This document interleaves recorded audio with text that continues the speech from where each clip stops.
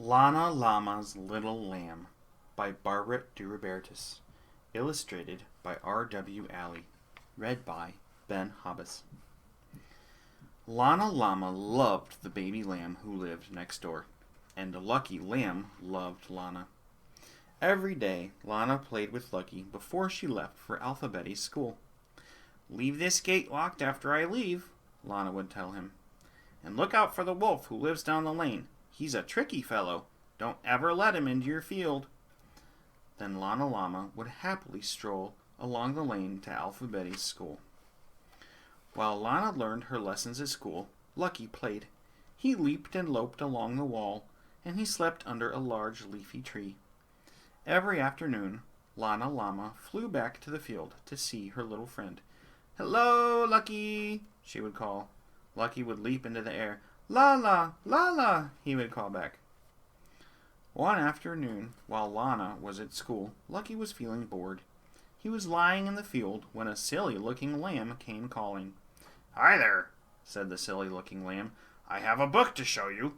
It's all about lambs like us. Lift the latch and let me in. We can look at the book together." Lucky loved looking at books. He especially loved books about lambs, so he began to unlock the gate. At that moment, Lana Llama came flying along the lane. "Don't lift the latch, Lucky! That's no lamb, that's a wolf!" The silly-looking lamb looked startled, gave a loud growl, and quick as lightning, he raced down the lane.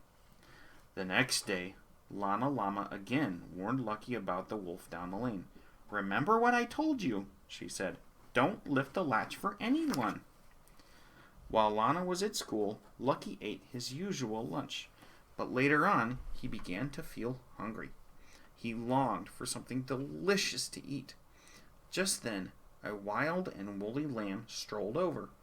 "Look," he said, "I have a delicious lunch to share with you.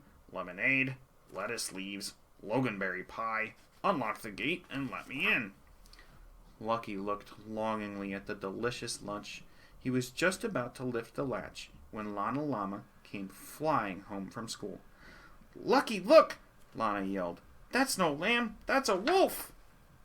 "You're home early," snarled the wild and woolly lamb. "I'm home just in time," Lana said. She gave him a long, hard look, and the wild and woolly lamb ran lickety-split down the lane. The next morning, Lana had a talk with Lucky. "I hope you've learned a lesson," said Lana, "and the wolf needs to learn a lesson too. I told my teacher, Alphabetti, about our problem. She said you can come to school with me today. She's going to help us." Lucky leaped into the air. "Thanks, Lala," said Lucky. Lana Llama led Lucky Lamb into Alphabetti's classroom. Lucky froze. He bleated loudly. Lana looked up in alarm. "Oh no, there was the wolf!" But Alphabetti was smiling. "Mr. Wolf and I had a long talk about how to be a friendly neighbor," she said. "I also gave him a little reminder. He may be a wolf, but I am a lion. Isn't that right, Mr. Wolf?" "Yes, ma'am," said the wolf.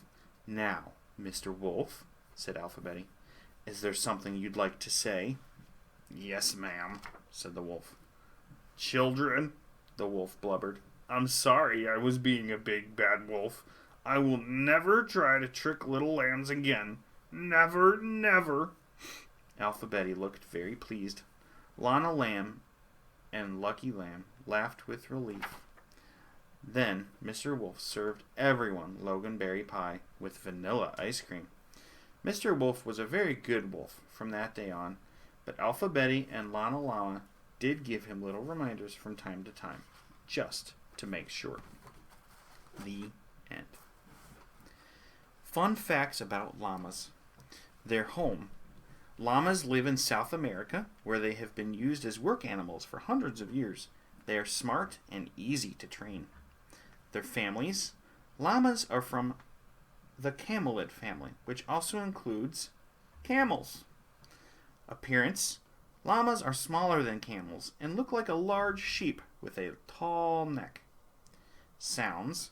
Llamas can hum, growl, gurgle, snort, cluck, and even scream. And did you know llamas make excellent guard animals, especially for sheep and goats? They are extra protective of little lambs.